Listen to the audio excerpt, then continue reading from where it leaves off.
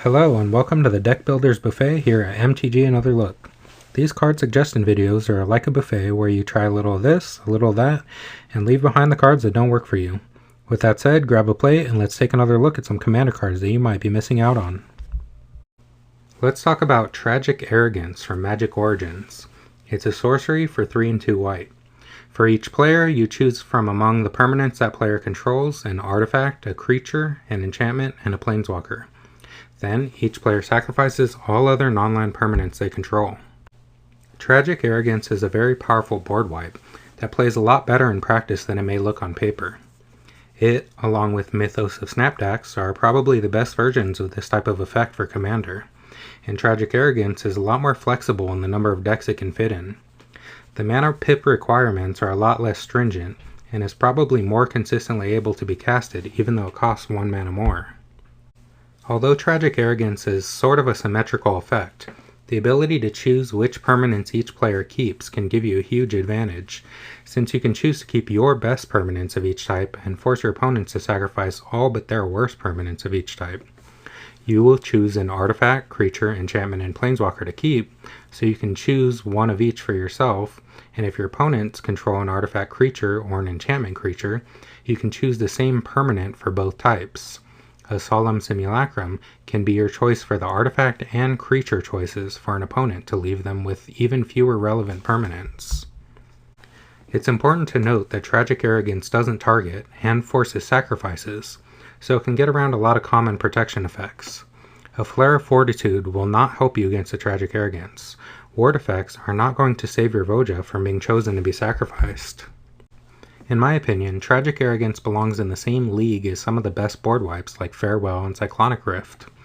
It ignores and blanks most protection, and can deal with indestructible permanents. When you're in a bad spot and getting swamped by opposing threats, it can be a lifesaver. Granted, it does leave behind a few scattered permanents and won't keep you from taking any damage whatsoever, but it can be a massive game changer, turning the tides and leaving you with the most relevant and powerful board. With the game changing over time to enable players to incidentally have more and various tokens laying around, it's easy to be in a spot where your opponents are left with a random map token and a saproling, while all their big creatures and mana rocks get blown out. It can demolish go-wide strategies, or decks that commit a lot to the board, turning all the random cardboard squares that your opponents make for value into liabilities. When considering the decks you want to put Tragic Arrogance and its clones into, it can be useful to build in a way that limits the number of each permanent type. Try to ramp with lands instead of with mana rocks. Don't play lots of token makers and focus on singular powerful threats. A huge haymaker, like Elish Norn Grand Cenobite, is a great single permanent you'd like to keep around. Tragic Arrogance is a mass removal spell that should see a lot more play than it does. It should be one of the first removal spells you put in a Voltron deck, like Lysa Shroud of Dusk. It's a powerful free spell to cast off of Velomachus Lorehold's ability. Or it can even be a sacrifice enabler along with removal in an Aristocrats deck like Teysa Karlov that wants its creatures to be sacrificed and then returned from the graveyard. Next up, I want to talk about Ripples of Undeath from Modern Horizons 3. It's an enchantment that costs 1 and a black. At the beginning of your pre-combat main phase, mill 3 cards. Then you may pay 1 and 3 life. If you do, put a card from among those cards in your hand. Ripples of Undeath has really impressed me. It's one of the best graveyard enablers we've gotten in a long time. I think a lot of people will look at this and compare it to Phyrexian Arena or a Call of the Ring, and consider it as a bad draw engine. After all, you have to pay a mana every turn for an extra card and pay 3 life on top of it. But I don't think you have to be paying to get the extra card every turn for it to be worth playing. This enchantment is one of the best and most consistent ways of filling your graveyard. In decks where that matters, putting 3 cards in your graveyard each turn is a great way to further your game plan. If you're a Reanimator deck, mill yourself each turn and only pay the cost to put one of them in the hand if it's a reanimation spell.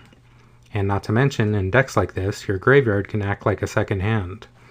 And putting 3 cards in your graveyard makes those cards interactable in a way they wouldn't be in your library.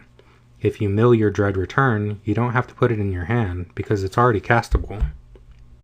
Ripples of Undeath is perfect for a Nexthea and a Erebos. It's an enchantment, which is a boon for the deck, it enables the graveyard for your commander, and it puts cards into the graveyard at a rate that can't be matched by the previous staples of the deck.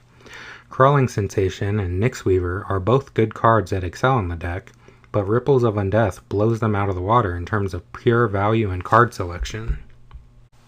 There is also a whole suite of creatures that fill the graveyard, including Stitcher Supplier and the new 6. These creatures can fill your graveyard at a similar rate or even faster, but Ripples of Undeath is going to more consistently put more cards in your graveyard long term. If you get your graveyard exiled, if they didn't deal with the enchantment, you're already going to have 3 more cards to work with in the graveyard on your next turn.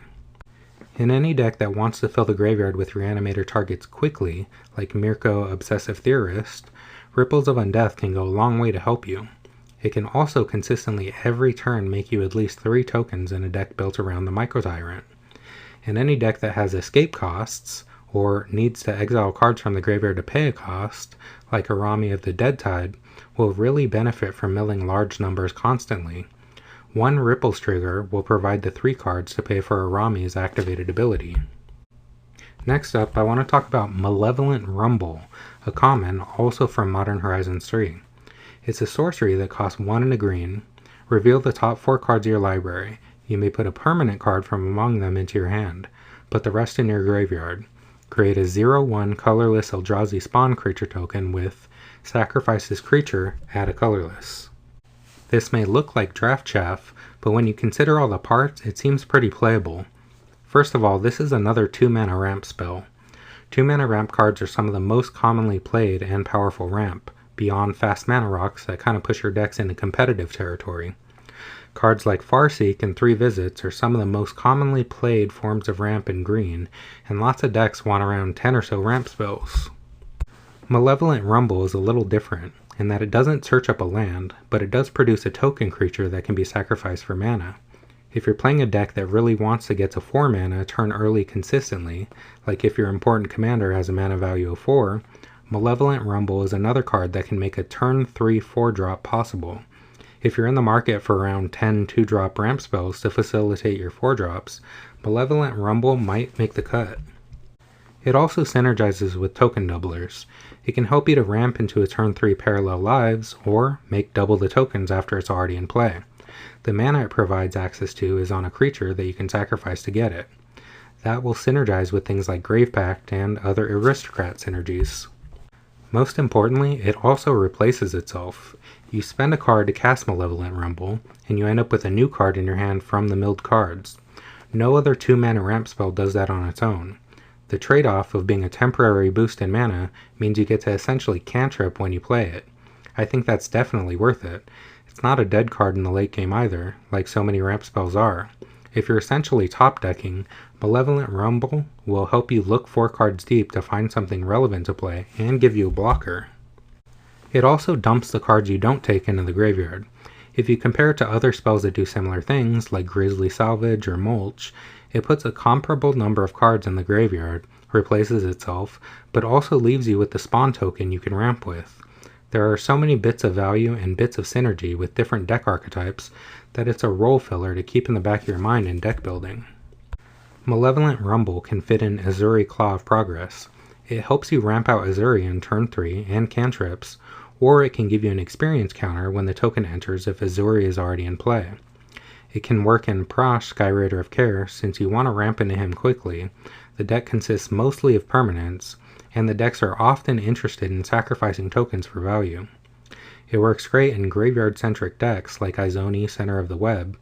It can help ramp Izoni out, fill the graveyard with cards to use to collect evidence, or provide a token to sacrifice for the draw and life loss ability. Next is Profic Memory from Karlov Manor. It's a legendary enchantment for 1 and a blue. When Profic Memory enters the battlefield, draw a card. You have no maximum hand size. At the beginning of combat on your turn, if you've drawn more than 1 card this turn, put X +1/+1 counters on target creature you control, where X is the number of cards you've drawn this turn -1. This is an interesting card that I think we should keep our eye on.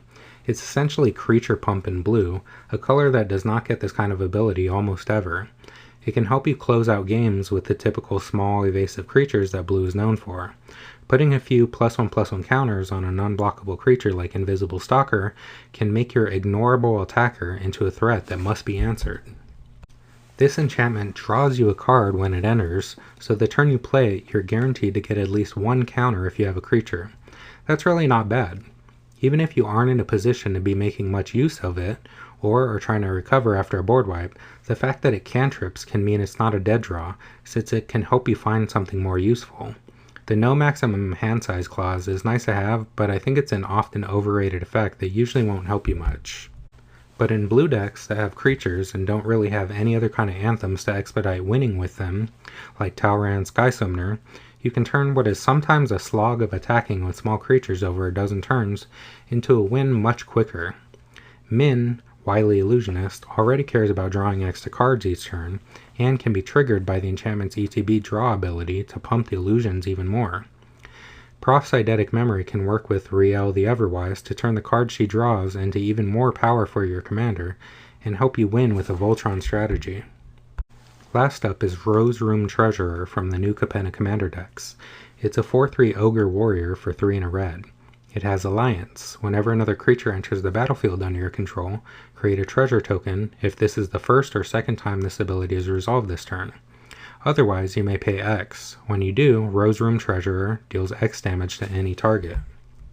Rose Room Treasurer is a great way to get incidental value from just playing your deck, as long as you're in a token-themed deck or just play with a lot of creatures. If you're playing a more aggressive deck that plays creatures pretty consistently, you're going to be making treasures passively and ramping. You can kind of think of it similarly to a Stormkiln Artist, but for creature decks instead of Spellslinger decks. They are different in that the treasurer only makes you a maximum of 2 treasures each turn and won't enable storm-style strategies, but the ramping is important and valuable either way. The treasurer will go great alongside token makers, and you can get maximum value off of the ability if you're in other colors besides just red, and can trigger the ability on opponents' turns. With cards like Illustrious Wanderglyph or Ophiomancer in a sack outlet, you can ramp very quickly and consistently. Rose Room Treasurer also has the upside of a built-in payoff. When you've ramped a whole lot, but don't have much to spend the mana on, a situation that can arise easily when playing Smothering Tithe, the Treasurer will let you dump any amount of mana in X and deal that much damage to any target. You can snipe creatures or even knock players out with the extra mana you have lying around. Rose Room Treasurer works great in any token aggro deck, like a Neem Pakal Thousandth Moon, or can fit great in a Prosh Skyrider of Care deck. Prosh will make plenty of tokens, can utilize the extra mana from treasures, and often has a sacrifice theme. It also fits well with Jan Jansen, Chaos Crafter, who loves extra artifact tokens and can trigger the treasurer's ability multiple times. Thank you for watching, everybody. What do you think about the cards we discussed today? Are these cards diamonds in the rough, or just more rough? Are there any cards you think are hidden gems? Let me know in the comments down below, and give the video a like and subscribe if you want to see more videos like this. I will see you next time, and have a great rest of your day.